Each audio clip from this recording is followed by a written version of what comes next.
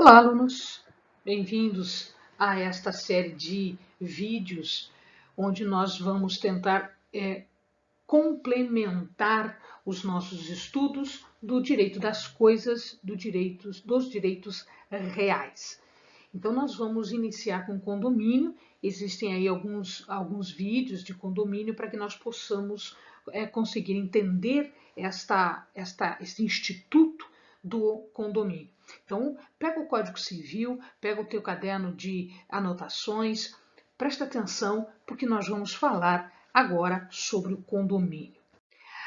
A regra geral do direito das coisas, o princípio geral do direito das coisas ou dos direitos reais, é que exista o chamado princípio da exclusividade, ou seja, uma única pessoa exerce uma determinada amplitude de poderes, de tal maneira que não é possível que duas ou mais pessoas, ou duas ou mais pessoas, possa exercer a mesma amplitude de direitos sobre a mesma coisa ao mesmo tempo.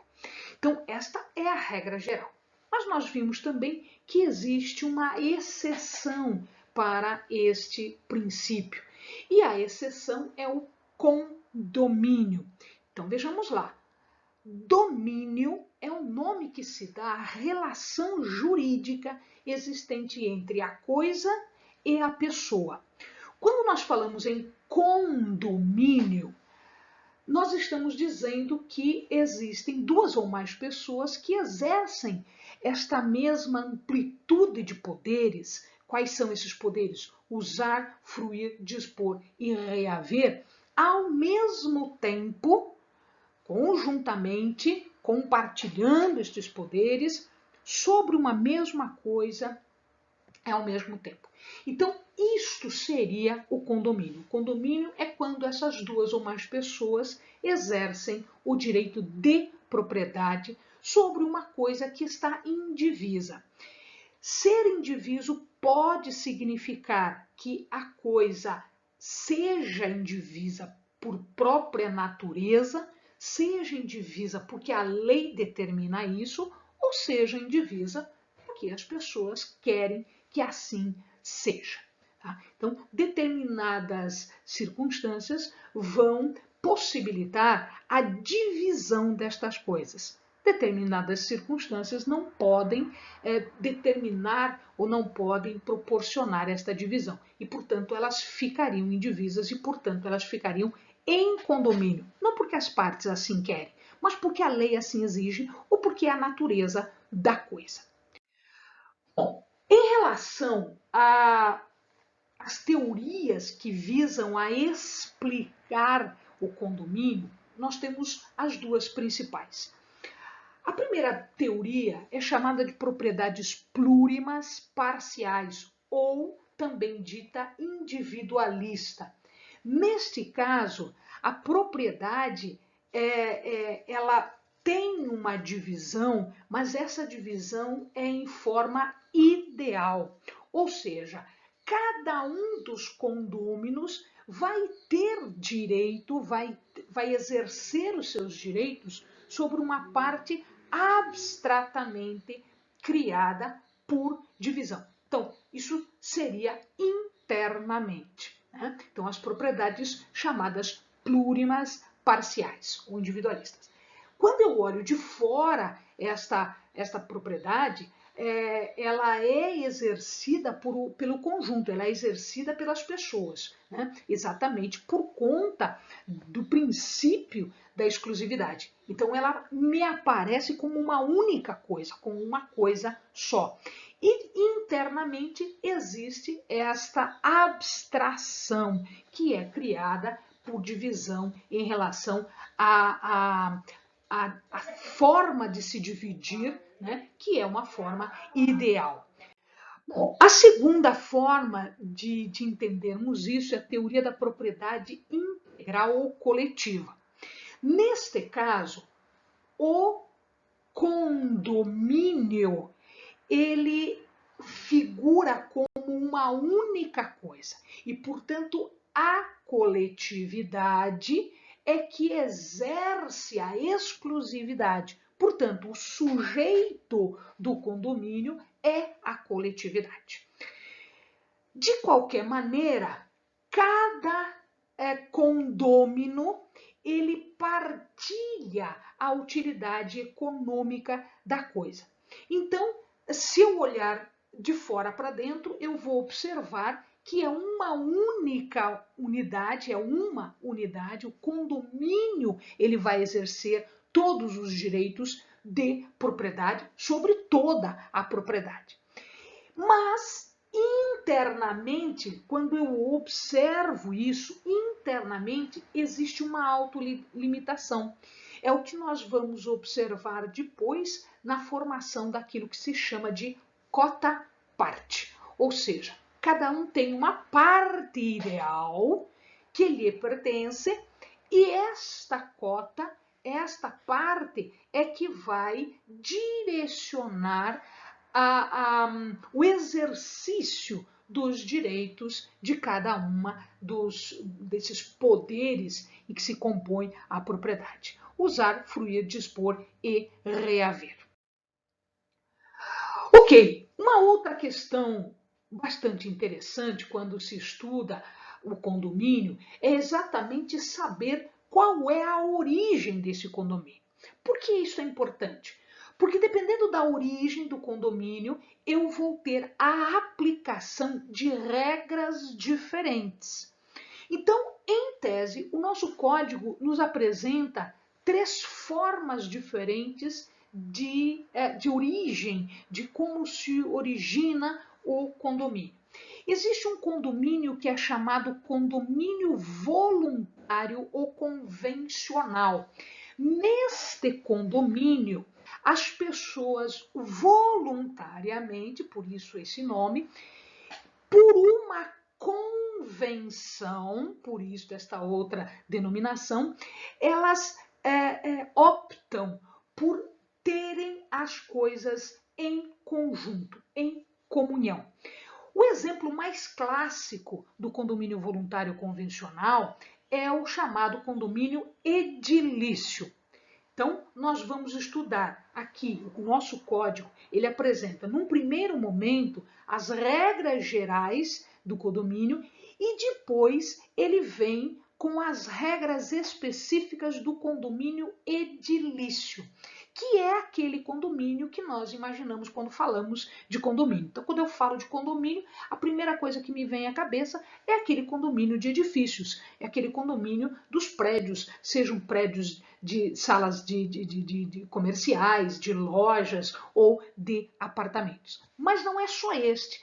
Eu posso, em conjunto com uma outra pessoa, adquirir um bem e ele será em condomínio voluntário ou convencional. Uma outra forma de entendermos o condomínio é o chamado condomínio incidente ou eventual. Nós fizemos algumas observações a respeito deste tipo de condomínio quando falamos, inclusive, da posse. Então, relembremos um pouquinho essa circunstância. Quando uma pessoa que possui bens morre, no momento da sua morte, pelo princípio da Saicine, abre-se a herança, abre-se, portanto, a transmissão dos seus bens. Então, pelo princípio da Saicine, imediatamente, abrindo a sucessão, nós vamos ter em conjunto, o conjunto dos bens desta pessoa que faleceu, ela vai passar para um conjunto de pessoas que são os seus herdeiros. O conjunto de bens nós chamamos de espólio. E aquelas pessoas que vão receber, elas serão consideradas de acordo com o seu grau de parentesco e de acordo com a sua possibilidade em relação àquilo que o Código Civil nos dá lá na parte de sucessões. Então, isso eu não preciso fazer absolutamente nada, não existe nenhuma providência para que isto aconteça. O princípio da Caecine, ele imediatamente faz essa abertura de sucessão. Então, nós dizemos que ela é compulsória, ou seja, ela tem força de lei, então ela opera ex lege, e eu não posso fazer diferente. Né? Então, ela se dá op iuris e ex lege, ou seja, por força de lei, sem que eu precise fazer absolutamente nada, mas eu também não posso me negar a isso. Então, abre. Abre em conjunto, o espólio passa para um conjunto de pessoas. Portanto, num primeiro momento, ele fica em conjunto. Eventualmente, estes bens vão ser divididos quando se faz o arrolamento ou inventário do espólio do falecido. Então, desta maneira, dependendo de como nós temos os herdeiros, se existe um cônjuge supérstite com direito à meação, se existem herdeiros descendentes e a quantidade de herdeiros, nós vamos ter uma parte que caberia a cada um, né? Então, a sua legítima. Ora, pois muito bem, se aquele bem que foi passado em conjunto, ele pode ser subdividido, cada um recebendo o seu legado, a parte que lhe cabe, nós teríamos aí, sem maiores problemas, a aquisição da propriedade, fazendo a transmissão por via sucessória.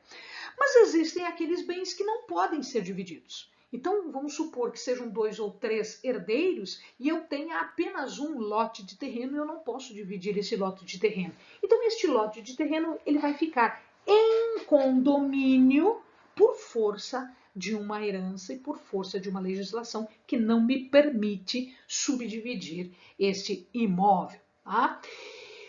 E, finalmente, nós teríamos um condomínio necessário, um condomínio forçado, que nós vimos basicamente as suas regras gerais quando falamos de direito de vizinhança. Lá nós falamos do direito de tapagem, o direito de divisão, todos os direitos emergentes de, por exemplo, uma parede que é compartilhada, ou seja, um condomínio de parede, de valas, de muros, de cercas, etc, etc. Então, nós teríamos aqui regras específicas que podem ser encontradas tanto no direito de vizinhança como alguma coisinha aqui no direito de condomínio. Muito bem, então vejamos lá o que nós temos a seguir. O condomínio voluntário. As regras gerais do condomínio voluntário, elas seguem sempre um padrão. Que padrão é esse? Lembre-se, se eu tenho um indivíduo que é proprietário de algo, né, se ele está exercendo o domínio, ele tem à sua disposição 4 poderes. O poder de usar, o poder de fruir, o poder de dispor e o poder de reaver a coisa. Pois muito bem, se eu tenho, por outro lado, olhando em termos de condomínio, eventualmente 2 condôminos, se eles exercem esse condomínio em partes ideais igual, ou seja, a sua cota parte é de 50% para cada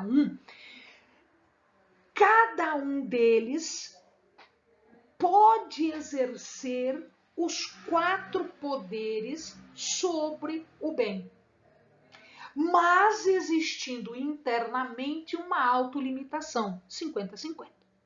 Se eu tenho, um melhor exemplo, se eu tenho 3 pessoas, A, B, C, A participou na aquisição do bem, ela participa com 10% do valor necessário para a aquisição do bem. B participa com 40%. e C participa com 50%. Então, somando isso tudo, 100% do bem. Entretanto, A tem direito de usar, fruir, dispor e reaver? Sim, absolutamente ele tem todo esse direito sobre todo o bem. B tem esse direito? Sim, de usar, fruir, dispor e reaver. C tem esse direito? Sim, de usar, dispor, fruir e reaver. Entretanto, agora veja o seguinte, internamente, a fruição ela vai se dar, por exemplo, em relação à sua respectiva cota-parte. Como isso acontece? Então, vamos supor que pode um bem que esteja em condomínio ser objeto de locação? Sim, pode. A pode locar? Sim, porque ele tem direito de disposição. B pode locar? Sim, porque ele tem direito de disposição. C pode locar? Sim, porque ele tem direito de disposição. Havendo, nós vamos ver, a consulta aos outros, se os outros não têm um interesse, né? Porque eles teriam preferência em relação a isso. Uma vez locado o bem, não interessa se é para A, B ou C, uma vez locado o bem, o valor do aluguel, vamos supor que sejam, para facilitar o nosso raciocínio, vamos supor que sejam 100 dinheirinhos. O valor do aluguel, 100 dinheirinhos. A receberá 10 dinheirinhos, porque ele só tem 10%. B receberá 40 dinheirinhos, porque ele só tem 40%. E C receberá 50 dinheirinhos, porque ele tem 50%. Tá?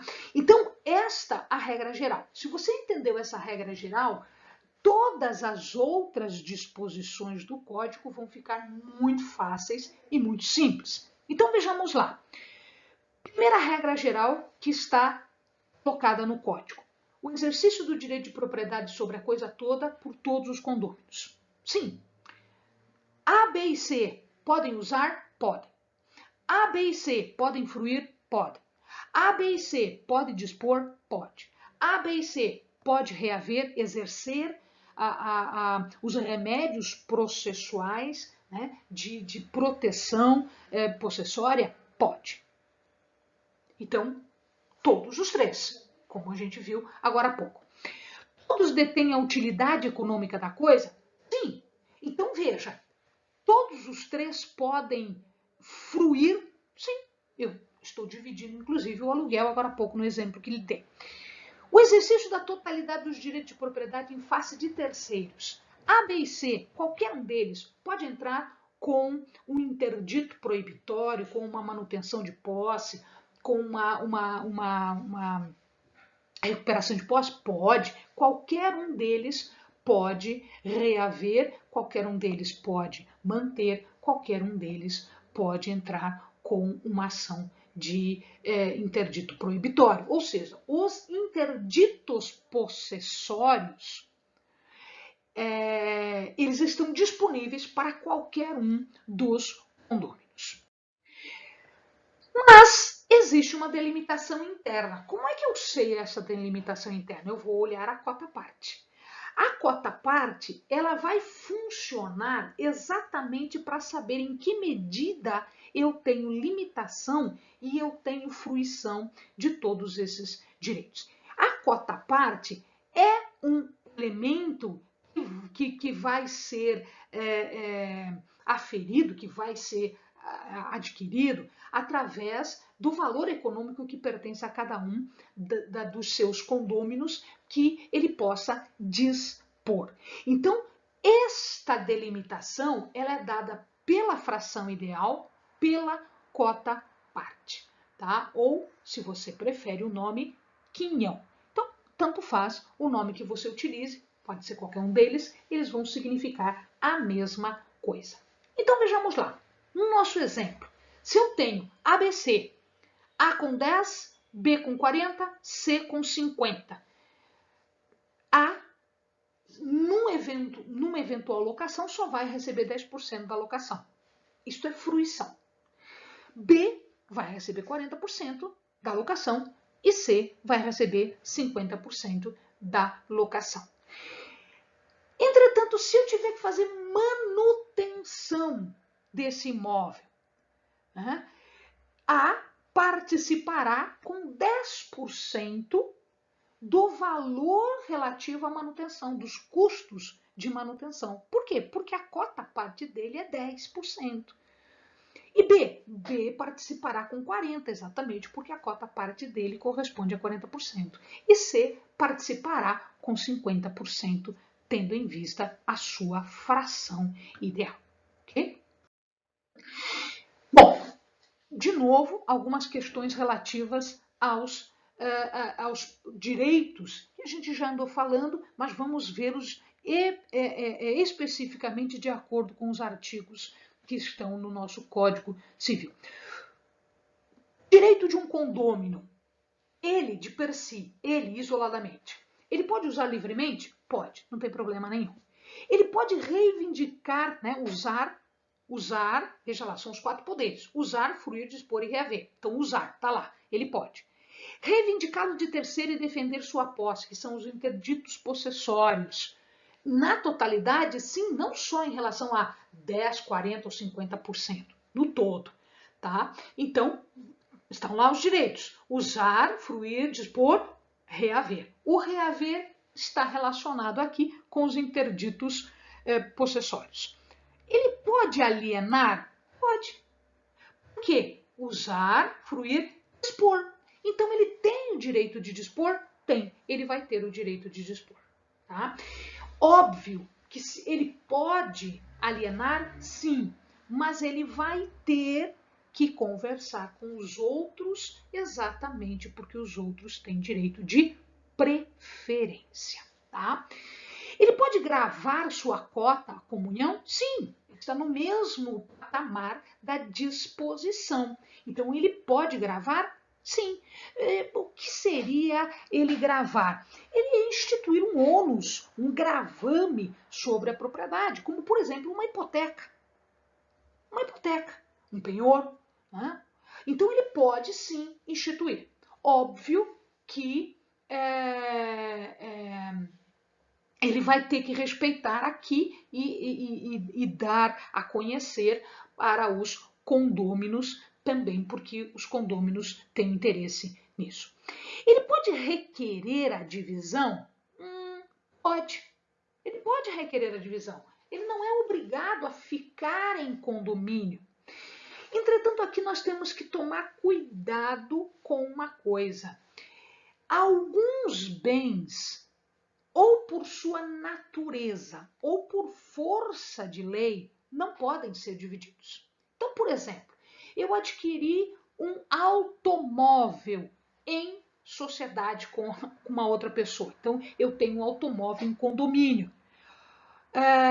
Posso requerer a divisão do automóvel? Bem, pela natureza da coisa, não.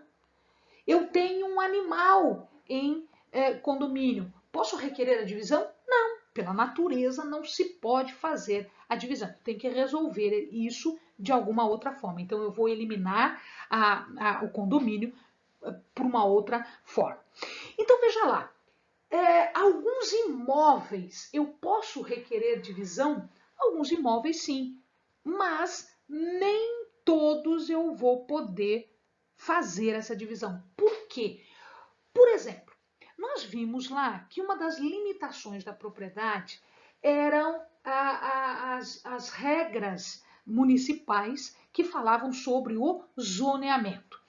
Então, determinado imóvel que esteja numa determinada zona, numa determinada localização, segue as regras e os padrões daquela zona. Então, eu tenho lá, zona residencial 1, 2, 3, 4, ZR1, ZR2, ZR3, ZR4.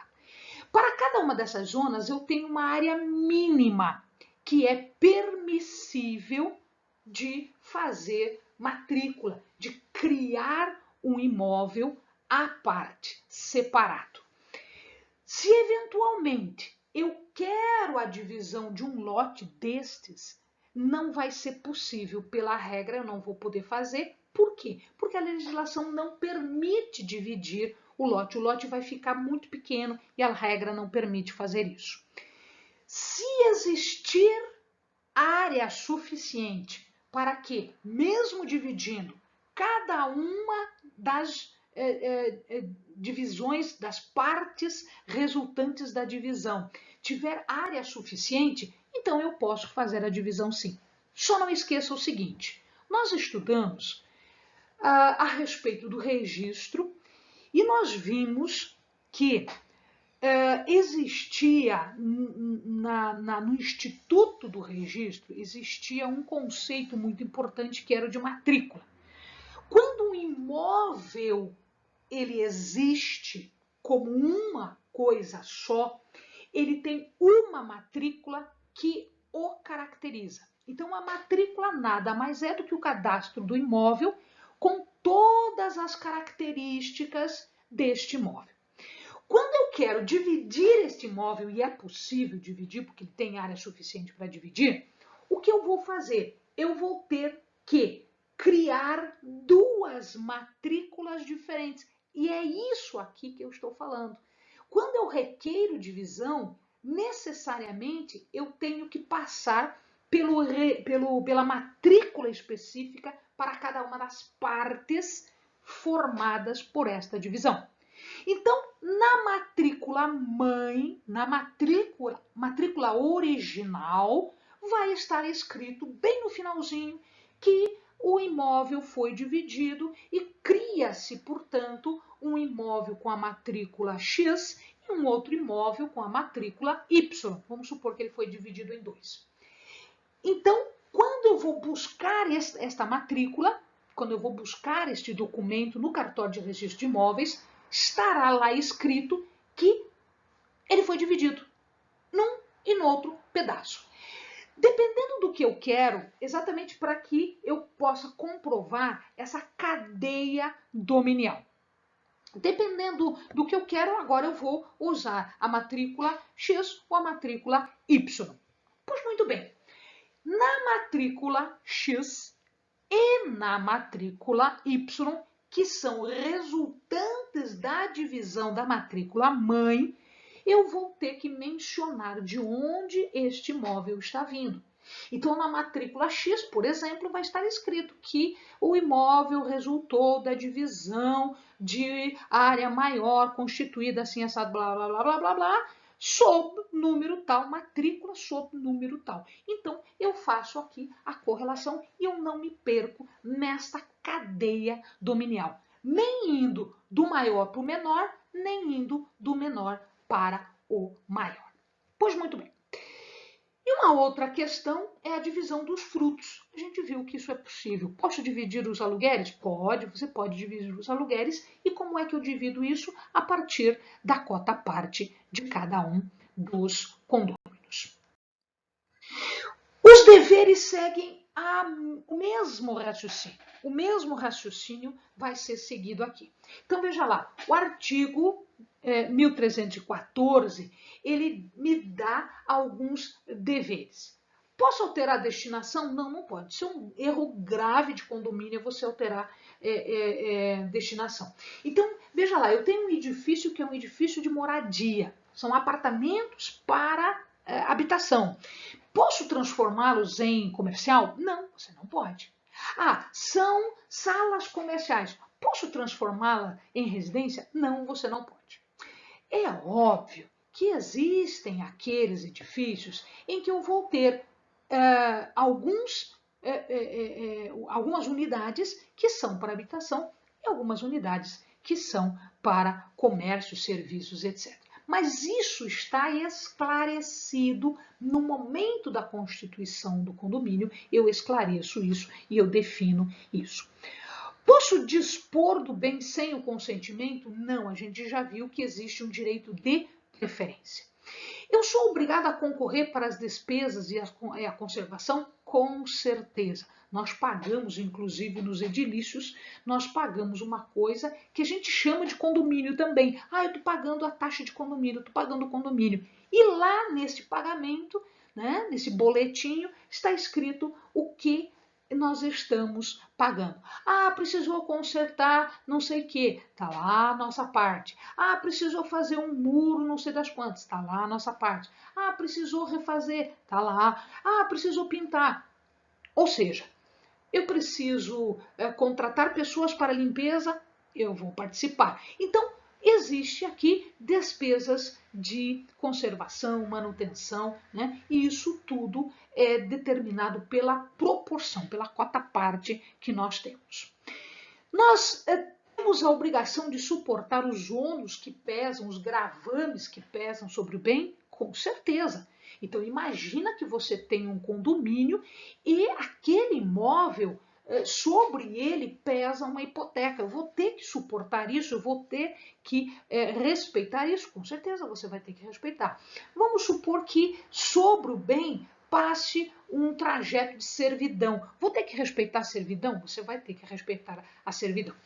Lembremos-nos do seguinte: tudo isso aqui, hipoteca, servidão, todos esses gravames, para que eles tenham publicidade, para que eles tenham esse caráter, né, necessariamente será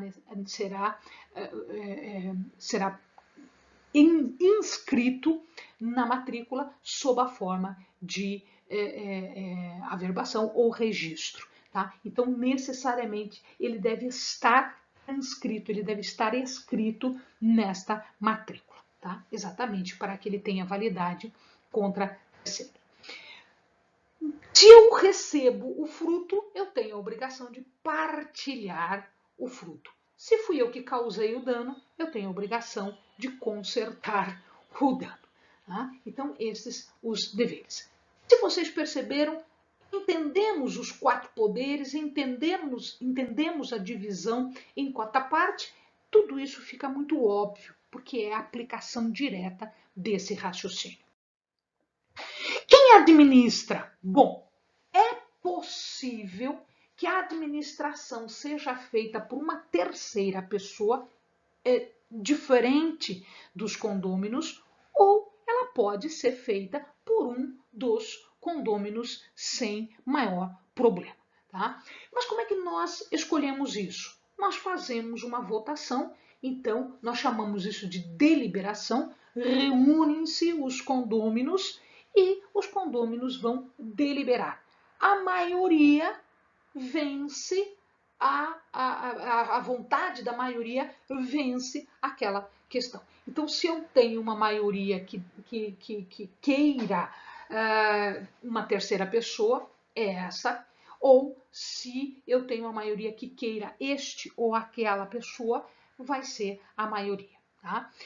E se não houver uma escolha, mas alguém que proativamente, um condômino que proativamente exerça isso, mas ele nunca foi escolhido para isso, mas ele faz isso e nunca ninguém se opôs. Né? Então, ele é chamado, como representante comum, ele é um mandatário. Ele não funciona aqui como um administrador propriamente dito. Ele é um mandatário, ele vai fazer as coisas de acordo com as regras do mandato. Tá?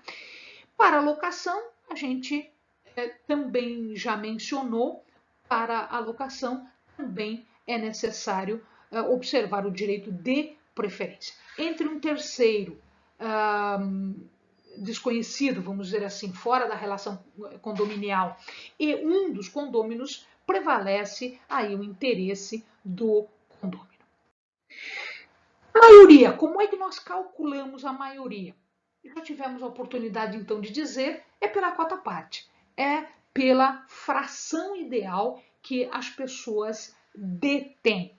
Então, o valor desses quinhões, o valor de cada um das cotas, ela corresponde a um voto. E aí é simples contagem destes votos. Em regra, a maioria simples é que decide. As deliberações são feitas desta forma. Algumas questões exigem um quórum diferenciado, nós vamos ver num próximo momento. Muito bem, não tenho decisão, ou porque nós não chegamos a um consenso, ou porque houve empate e não consigo ter essa decisão. Pois muito bem, então uma terceira pessoa, nada mais importante, que seja um juiz que tenha um conhecimento do caso, né? Ele vai ouvir as partes e aí ele vai decidir, né? Uma terceira pessoa isenta como um arbitramento. Finalmente, o condomínio necessário ou forçado, só para nós relembrarmos com vocês. Nós vamos aplicar as regras do direito de vizinhança. Então, toda vez que eu tenha um condomínio necessário, quer dizer, aquele condomínio forçado, aquele condomínio que é por conta de vizinhança, eu aplico as regras do direito de vizinhança. Quando isso, Eleni? Quando é ameação de parede, que a gente chama de parede meia, as cercas, os muros, as valas, isso tudo faz parte de um conhecimento que nós já vimos, de algo que nós já estudamos lá no direito de vizinhança. É óbvio que ao exercer o direito de delimitação, nós temos aí o correspondente aquisição de meação, direito de meação. E isso significa dizer que a partir do momento em que eu delimitei, a partir do momento em que eu sei onde começa, onde termina, a partir do momento em que eu coloco uma cerca, um muro, uma parede, né, aquela parede que é em condomínio, ela deve ser indenizada se eventualmente a outra parte quiser utilizar-se dela. A gente já viu isso, né? Existe essa possibilidade quando nós queremos travejar a parede, nós queremos usar a parede como arrimo de uma parede nossa, então eu devo necessariamente fazer a indenização.